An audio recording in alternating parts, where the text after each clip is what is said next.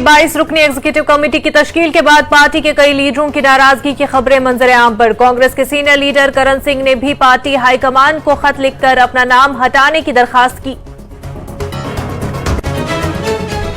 आने वाले लोकसभा इंतखाबात के लिए होगा कांग्रेस, पीपल्स डेमोक्रेटिक पार्टी और नेशनल कॉन्फ्रेंस में अलायंस। जम्मू कश्मीर कांग्रेस के सदर वक़ार उस-सुलवानी का बयान, कहा जल्द ही किया जाएगा 5 सीटों पर सीटों की तकसीम का फैसला।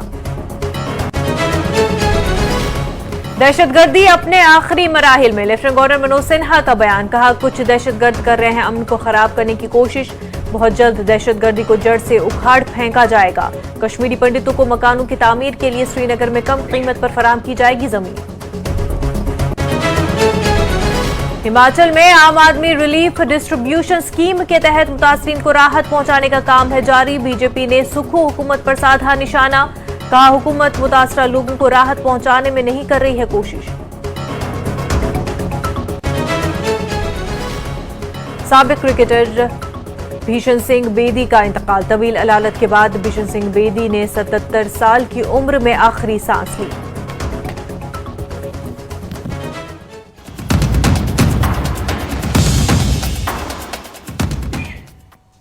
महासंग्राम 2024 के साथ मैं हूं मुनज़्ज़ा शाह। अपने विस्तार के 4 दिन बाद जम्मू कश्मीर कांग्रेस में पार्टी के वरिष्ठ नेताओं के बीच नाराजगी की खबर आ रही है। बताया जा रहा है कि पदों को लेकर पार्टी के कई वरिष्ठ नेता पार्टी आलाकमान से खुश नजर नहीं आ रहे। उनका आरोप है कि विस्तार में उन्हें ऊंचे पद नहीं दिए गए हैं। इसी सिलसिले में दिग्गज कांग्रेस नेता करण सिंह ने पार्टी की जम्मू कश्मीर इकाई की 22 सदस्यीय एग्जीक्यूटिव समिति से अपना नाम हटाने की मांग की है। उन्होंने कहा है कि वो कई सालों से राज्य की राजनीति में सक्रिय नहीं है। करण सिंह ने 21 अक्टूबर को लेटर लिखकर कांग्रेस अध्यक्ष मल्लिकार्जुन खड़गे से एग्जीक्यूटिव समिति से अपना नाम हटाने की अपील की है। हालांकि पार्टी की राष्ट्रीय अध्यक्ष ने अभी तक उनकी रिक्वेस्ट पर प्रतिक्रिया नहीं दी है।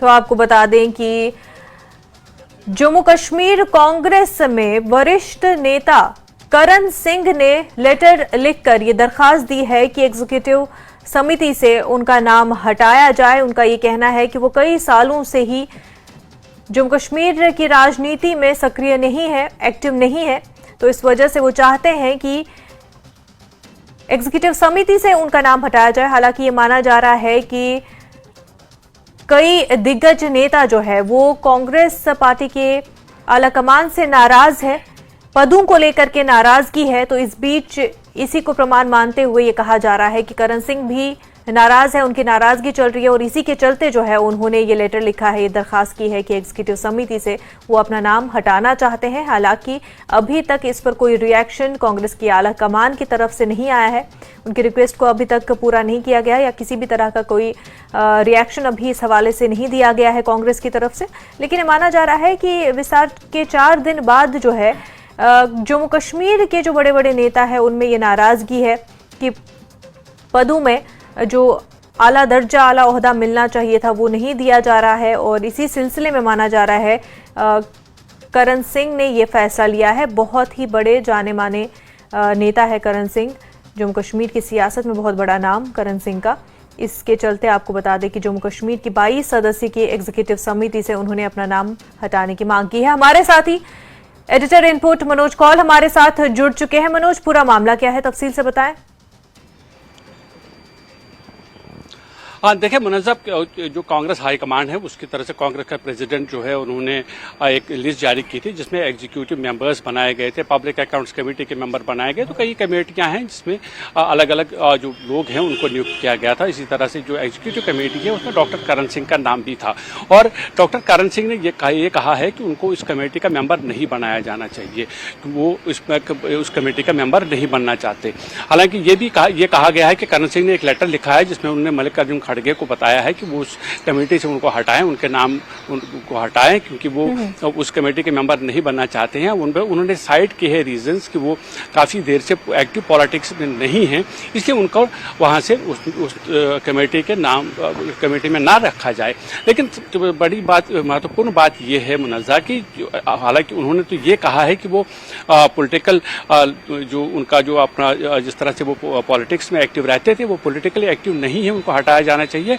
लेकिन अंदर की बात यह है कि डॉक्टर करण सिंह रहना ही नहीं चाहते हैं उस कमेटी में, क्योंकि जो सूत्रों से खबर मिली है कि कांग्रेस के बहुत सारे ऐसे लीडर्स हैं जो कांग्रेस से अभी भी खफा हैं, जो जम्मू कश्मीर के हैं। और जैसे हमने देखा था मुनज़्ज़ा, इससे पहले भी एक लिस्ट आई थी जिसमें कई सेक्रेटरीज, कई जनरल सेक्रेटरीज, वाइस प्रेसिडेंट्स बनाए गए थे और एक लंबी फहरिस्त थी। तो कांग्रेस की कोशिश ये लगातार रही है कि जम्मू कश्मीर में जो कांग्रेस की कमेटी है उसमें जिस तरह की दरारें हैं, जिस तरह की धड़बंदी है, उस पर किसी न किसी तरीके से काबू पा लिया जाए। इसीलिए उन्होंने एक लंबी, हम ये कह सकते हैं कि भीड़ सी इकट्ठी करी थी जो पदाधिकारियों की, जिससे पहले जो लिस्ट आई थी। और ये जो लिस्ट आई है उसमें ये कहा जा रहा है कि डॉक्टर करण सिंह कांग्रेस से खुश नहीं है, वो नहीं चाहते हैं कि वो कांग्रेस के साथ रहें, एक्टिवली कोई काम करें। लेकिन जो उन्होंने साइड किया है रीजन, उन्होंने ये कहा है कि वो अभी एक्टिव पॉलिटिक्स में नहीं है, इसलिए उसे हटाया जाना चाहिए, वो नहीं रहना चाहते हैं उस कमेटी में। तो अगर उनको वहां से हटाया जाता है तो कांग्रेस के लिए एक बहुत बड़ा नुकसान हो सकता है जम्मू कश्मीर में, खास तौर पर क्योंकि मुनज़्ज़ा हम जानते हैं कि डॉक्टर करण सिंह के बहुत बड़ा नाम है।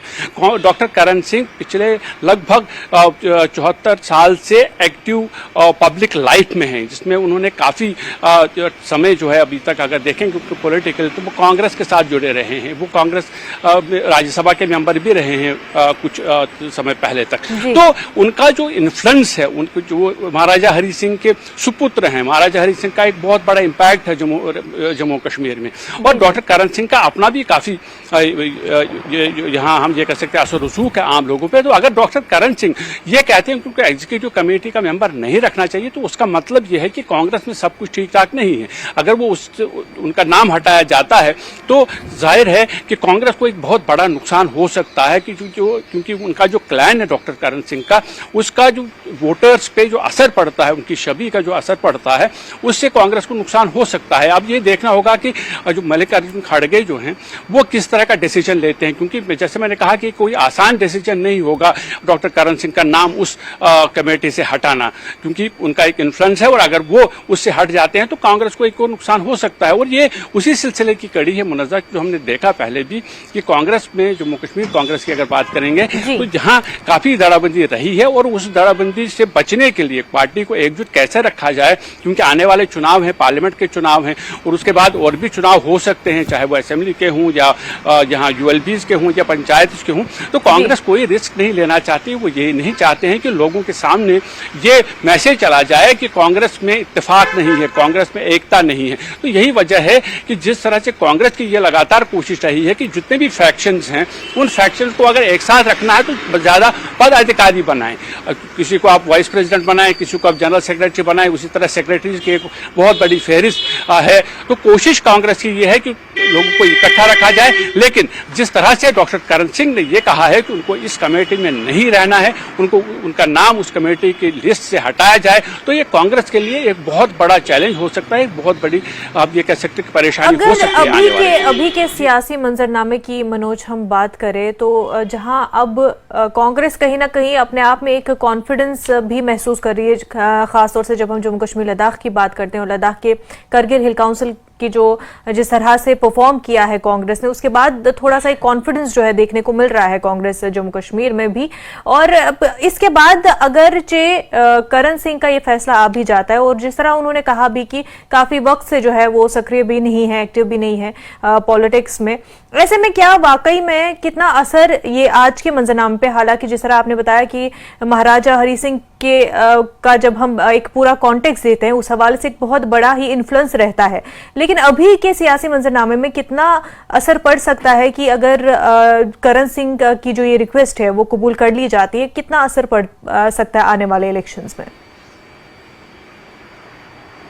हाँ, देखिए मनोज, आपने बिल्कुल सही कहा कि अगर हम देखें कि जो करगिल हिल डेवलपमेंट काउंसिल जो था, जब उसके चुनाव के नतीजे आए जिसमें कांग्रेस ने एक अच्छा प्रदर्शन किया, नेशनल कॉन्फ्रेंस से मिलकर उन्होंने चुनाव लड़ा, तो उसमें 10 सीटों पर उन्हें कामयाबी हासिल हुई है, कांग्रेस को कामयाबी हासिल हुई है। उससे एक मॉरल बूस्ट हुआ है, चाहे वो कांग्रेस के लीडर्स हो या फिर कांग्रेस का बेसिक वर्कर हो। और बार बार उन्होंने ये जिक्र किया, उन्होंने ये कहा कि जिस तरह से करगिल में कांग्रेस की जीत हुई है, या नेशनल कॉन्फ्रेंस के साथ मिलकर उन्होंने जब वहां पर एग्जीक्यूटिव काउंसिलर बनाया है जो कि अभी नेशनल कॉन्फ्रेंस का है, तो उससे एक साफ ऐसा लग रहा था कि कांग्रेस के पास एक कॉन्फिडेंस आया है, और जो उनके जो वर्कर्स हैं उनमें भी कॉन्फिडेंस आया है कि कांग्रेस बेहतर कर सकती है। और यहाँ जिस तरह से हम आज बात कर रहे हैं कि डॉक्टर करण सिंह का जो मामला सामने आया, हालांकि वो एक्टिव पॉलिटिक्स में नहीं है पिछले कुछ अरसे से, जैसा कि उन्होंने कहा भी है, लेकिन उनका जो असर है, उनका जो इन्फ्लुएंस है, वो बहुत ही मैटर करता है। और अब ये देखना होगा कि जिस तरह से उन्होंने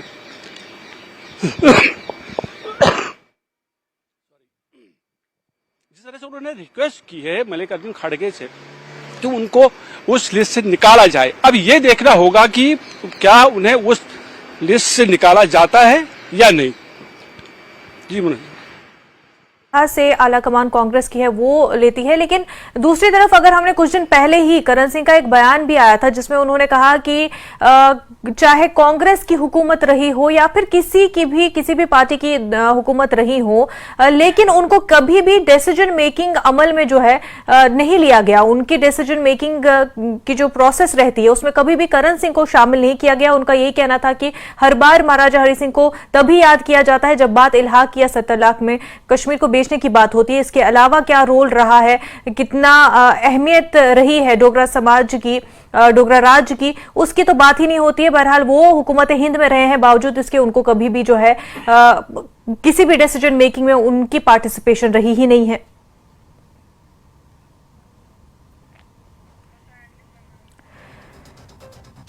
हमारे साथी मनोज से राब्ता बनाने की कोशिश करेंगे, बात इसी मुद्दे पर कि क्या करण सिंह की जो दरखास्त है कि उनको एग्जीक्यूटिव समिति से जो है उनका नाम हटाया जाए, वो माना जाएगा कांग्रेस की आला कमान से की तरफ से या फिर नहीं।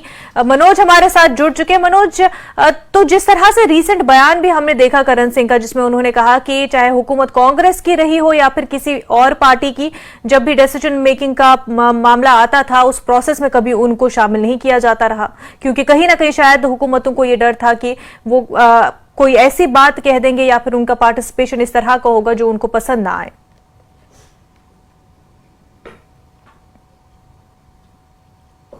कहा है उसमें सीधा निशाना उनका कांग्रेस पर भी था, क्योंकि उन्होंने ये कहा था अपने बयान में, मैं वहाँ मौजूद था, तो उन्होंने ये कहा था कि जो सक्सेसिव गवर्नमेंट्स हैं, सक्सेसिव गवर्नमेंट्स में कांग्रेस की गवर्नमेंट्स भी आती हैं, तो जिस पे उन्होंने निशाना साधा था। ये कहा था कि मेरे साथ कोई भी मशवरा नहीं किया गया कि आखिर कश्मीर में जिस तरह के हालात हैं उनको कैसे काबू में किया जा सकता है और कश्मीर में क्या कुछ करना चाहिए आगे, उसके बारे में मेरे से सलाह मशवरा नहीं किया जाता। तो खैर, अगर उनकी नाराजगी गैर कांग्रेसी सरकारों से है तो वो हक बजानिब है, क्योंकि वो उसका हिस्सा रहे नहीं है, उस पार्टी के साथ उनका ताल्लुक नहीं रहा है।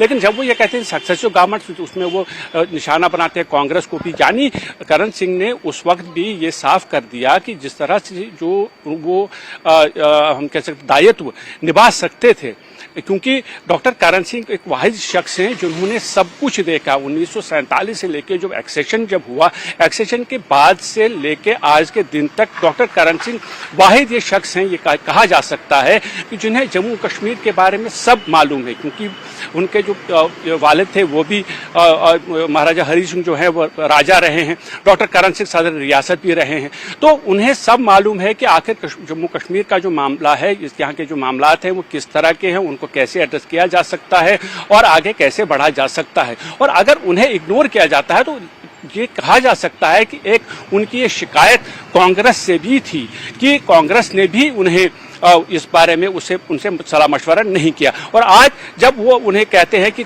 एग्जीक्यूटिव कमेटी का मेंबर बनाया जाता है, का बात रही हो, लेकिन उनको कभी भी इस प्रोसेस में शामिल नहीं किया गया। बहरहाल अब इस फैसले को जो करण सिंह ने लिया है कि उनको एग्जीक्यूटिव कमेटी से हटाया जाए, उसको किस तरह से देखा जाए? क्या वो नाराजगी है वाकई में, जो उनका कहना है कि क्योंकि एक्टिव नहीं रहे हैं पॉलिटिक्स में, इस वजह से ये वो निर्णय ले रहे हैं, और आलाकमान इसका क्या जवाब देती है वो आने वाले वक्त में पता चलेगा। मनोज, बेहद शुक्रिया आपका तमाम जानकारी के लिए।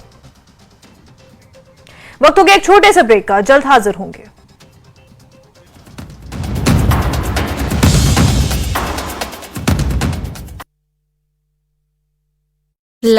को हुआ जागरण का आयोजन, जिसमें बड़ी संख्या में भक्तों ने हिस्सा लिया। माता की भेंटों पर झूम झूम कर नाचे भक्त।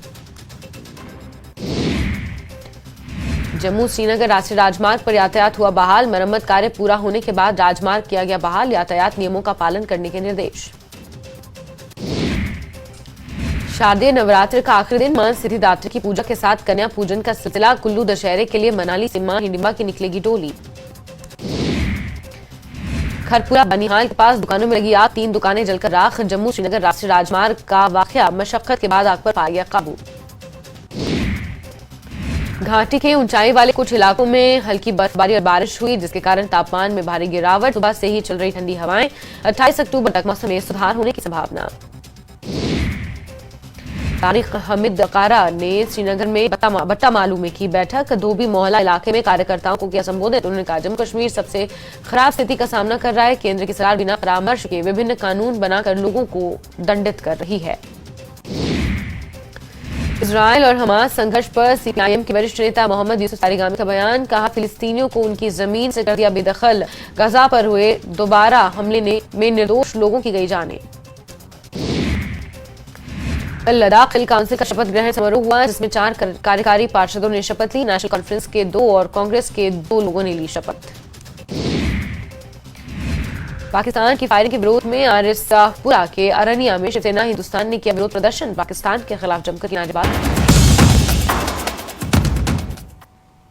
महासंग्राम 2024 में बात करते हैं हिमाचल प्रदेश की। हिमाचल प्रदेश के मुख्यमंत्री सुखविंदर सिंह सुक्खू ने हाल ही में कुल्लू जिले के 324 प्रभावित परिवारों को घर बनाने के लिए विशेष राहत के रूप में 9.72 करोड़ रुपए की पहली किश्त जारी की। राज्य सरकार ने अपनी आम आदमी राहत वितरण योजना के तहत उन परिवारों की सहायता की जिनके घर 24 जून से 30 सितंबर की अवधि के दौरान आपदाओं में पूरी तरह से तबाह हो गई थी। इस बीच बीजेपी ने मुख्यमंत्री सुक्खू की नेतृत्व वाली कांग्रेस सरकार पर अपना हमला तेज कर दिया है। बीजेपी का कहना है कि राज्य में बाढ़ प्रभावितों को राहत पहुंचाने के लिए सरकार पूरी कोशिश नहीं कर रही है।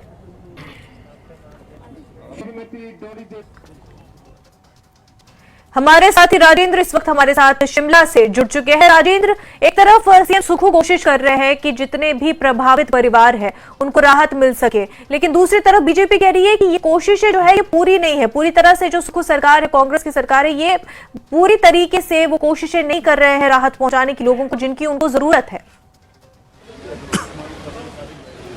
बिल्कुल, भाजपा की तरफ से आरोप लगाया जा रहा है कि जो राहत पैकेज मुख्यमंत्री ठाकुर सुखविंदर सिंह ने घोषित किया है प्रदेशवासियों के लिए, वो राहत पैकेज पूरी तरह केंद्र की तरफ से मिली सहायता के ऊपर निर्भर है।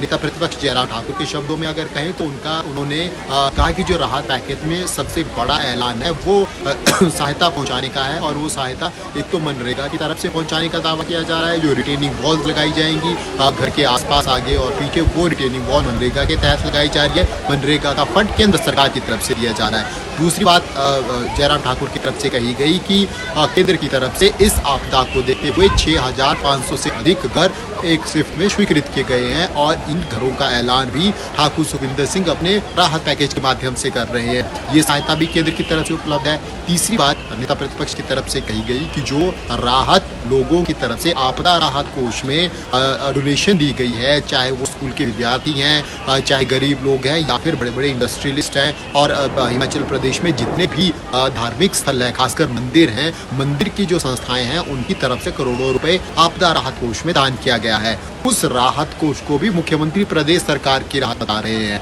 तो ये स्पष्ट तौर पर आरोप भाजपा की तरफ से लगाया जा रहा है कि केंद्र के पैसे को, जो केंद्र की तरफ से राहत हिमाचल प्रदेश को दी गई है, उसका जिक्र मुख्यमंत्री अपने राहत पैकेज में कर रहे हैं। इसके अलावा जो लोगों की तरफ से राहत प्रदान करने के लिए आपदा राहत कोष में डोनेशन की गई थी, उसका यूज मुख्यमंत्री उसको जनता के बीच में गिना रहे हैं कि ये प्रदेश सरकार की तरफ से राहत पैकेज घोषित किया गया है। तो विपक्ष का कहना है, भाजपा का कहना है कि जो राहत पैकेज प्रदेश सरकार की तरफ से घोषित किया गया है, ये सिर्फ जनता की आंखों में धूल झोंकने का काम कर रहे हैं। ये तमाम चीजें केंद्र की तरफ से हिमाचल को मिली हैं, पहली बात ये। दूसरी बात जो भाजपा की तरफ से आरोप लगाया जा रहा है कि जो राहत सामग्री बांटी जा रही है उसमें पक्षपात किया जा रहा है। अब जो भाजपा के लोग हैं या जो कांग्रेस समर्थित लोग हैं उनको राहत नहीं प्रदान की जा रही है, उनको नेग्लेक्ट किया जा रहा है। और अगर कंसीडर किया भी जा रहा है, जिनके घर टूटे हुए हैं, तो उनको उस मात्रा में राहत उस अनुपात में नहीं मिल पा रही है। ये प्रेस कॉन्फ्रेंस करके नेता प्रतिपक्ष मुख्यमंत्री और पूर्व मुख्यमंत्री जयराम ठाकुर की तरफ से कहा गया कि कल विधानसभा क्षेत्र मंडी जिला की एक गांव इसलिए छोड़ दिया गया कि उस गांव में अधिकतर वोट भाजपा के थे। वहां पर भारी बारिश के कारण नुकसान हुआ, लेकिन वहां के जो स्थानीय प्रत्याशी जो कांग्रेस से चुनाव लड़ते हैं, उन्होंने जो रेवेन्यू डिपार्टमेंट के अधिकारी थे उनको उस गाँव में आने से रोका ताकि उन लोगों को रिलीफ नहीं मिल सके। ये आरोप भाजपा की तरफ से लगाया जा रहा है। दूसरा एक और बात कही जा रही है कि आपदा के समय जो तिरपाल बांटे गए, उन तिरपाल में भी घोटाला हुआ है। उनके वजन को लेकर, उनकी क्वालिटी को लेकर गुमराह किया गया है। और जो टेंडर हुए हैं तिरपाल बांटने को लेकर, उनमें भी घोटाले का अंदेशा जताया गया है। और एक खुली चेतावनी नेता प्रतिपक्ष की तरफ से दी गई कि आने वाले समय में इन तमाम चीजों की, इन तमाम जो राहत जिस प्रकार से बांटी जा रही है, जो बंदरबाग आपदा राहत के नाम पर किया जा रहा है, उसकी इंक्वायरी होगी। तिरपाल को लेकर टेंडर हुए हैं, प्लास्टिक की शीट जो भारी बारिश से बचने के लिए लोगों के जिनके आशने टूट गए थे, घर टूट गए थे, उनको सर ढकने के लिए तिरपाल प्लास्टिक की शीट दी गई थी, उसके टेंडर में घोटाला हुआ है। जो क्वालिटी मेंशन की गई वो क्वालिटी लोगों को प्रोवाइड नहीं की गई है। वजन जहां 10 किलो लिखा गया और 5 किलो की प्लास्टिक शीट लोगों को थमा दी गई। तो और इसके अलावा पक्षपात का बड़ा आरोप भाजपा के लगभग हम कह सकते हैं हर विधायक की तरफ से लगाया जा रहा है कि सरकार आपदा राहत में भी लोगों को राहत बांटने में पक्षपात कर रही है। बड़े आरोप भाजपा की तरफ से लगाए जा रहे हैं। पूरी तरीके से जो है सुखू सरकार को बीजेपी घेरे हुए है, कई सारे इल्जाम जो है आरोप लग रहे हैं बीजेपी के ऊपर। अगर हम जमीनी सतह की बात करें तो क्योंकि बाढ़ की वजह से लोगों का जितना नुकसान हुआ है, जितनी मुश्किलों का सामना करना पड़ा है, उसके बाद से संभालने की कोशिश की गई, लेकिन किस हद तक जो है अभी तक वो काम, राहत का काम जो है मुकम्मल हो पाया और अभी और कितना आगे करना बाकी है? हम कह सकते हैं कि काम शुरू है, जारी है, क्योंकि जिन लोगों के घर पूरी तरह से टूट गए हैं या फिर आशिक 15,000 के करीब घर ऐसे हैं पूरी तरह से टूट गए या फिर वो रहने लायक नहीं है, जिनको नुकसान पहुंचा है, अब इन लोगों को अब आज से मुख्यमंत्री की तरफ से राहत बांटने का काम शुरू हुआ है। कुल्लू में, मंडी में, दोनों स्थानों पर मुख्यमंत्री खुद जाकर राहत बांट रहे हैं। तो ऐसे में अब ये लोग जाकर अपने आशियाने का निर्माण शुरू कर सकेंगे। जिन लोगों ने अपने लेवल पर रिस्टोरेशन वर्क कर दिया, शुरू कर दिया या मकान बनाने का काम शुरू कर दिया, वो ठीक है, लेकिन जो सरकार की तरफ देख रहे हैं वो टकटके लगाए बैठे हैं। अब सरकार की तरफ से पैसा आ रहा है, अब मुख्यमंत्री ने आज से ये प्रोसेस शुरू किया है, तो अब जाकर वो लोग अपना कंस्ट्रक्शन का काम शुरू कर सकेंगे। अभी तक वो या तो सरकार द्वारा उपलब्ध करवाए गए जो चाहे वो कम्युनिटी हॉल्स हैं, कम्युनिटी हाउस हैं या फिर स्कूल्स हैं, उनमें शेल्टर लिए हुए हैं या फिर अपने रिश्तेदारों के घरों में शेल्टर लिए हुए हैं। तो अब ये लोग अपना काम शुरू कर पाएंगे, घर का काम शुरू कर पाएंगे। और अब देखना होगा कि कितना समय इनको लगता है, क्योंकि बारिश का मौसम अब हिमाचल प्रदेश में शुरू हो गया है। बारिश का मौसम गया, अब सर्दी का मौसम शुरू हो चुका है और सर्दियों की बारिश भी हिमाचल प्रदेश में बहुत पीड़ादायक होती है, क्योंकि टेम्परेचर बहुत डाउन होता है। अभी की बात करें तो शिमला से पूरे प्रदेश में टेम्परेचर बहुत डाउन हो चुका है, 4 से 5 डिग्री डाउन टेम्परेचर है। और ऐसे में बारिश फिर हल्की हल्की होती है। ये बारिश फिर काफी कष्टदायक होती है, खासकर उन लोगों के लिए जिनके आशियाने भारी बारिश के कारण तबाह में चले गए हैं। तो दिक्कत जरूर है, सरकार की तरफ से जरूर सहायता प्रदान की जा रही है, लेकिन नुकसान इतना अधिक है कि इसको रिस्टोर करने में, नया घर बनाने में काफी समय लगता है। और आज के दिनों में क्योंकि नदी नालों से भी बजरी निकालना इतना आसान नहीं है, जो कंस्ट्रक्शन का मटेरियल है उसके लिए भी लोगों को जद्दोजहद आने वाले समय में करनी होगी। राजेंद्र, अभी काम और होना बाकी है, क्योंकि बाढ़ से जो प्रभावित परिवार है उनको पूरी राहत पहुंचाना बाकी है, और क्योंकि अब जो है सर्दियों का मौसम भी शुरू हो रहा है, और दिक्कतों का सामना भी होगा आगे जाके। तो ऐसे में तेजी से राहत पहुंचाना और ये काफी बड़ा चैलेंज भी रहेगा, लेकिन जरूरी है। और इस बीच जो है ऑपोजिशन का लगातार हमला भी सुखू सरकार पर बना हुआ है। बहरहाल बेहद शुक्रिया आपका तमाम जानकारी के लिए। महासना 2024 में फिलहाल इतना ही। बराबर रहे न्यूज़ 18 हिमाचल के साथ। आदाब।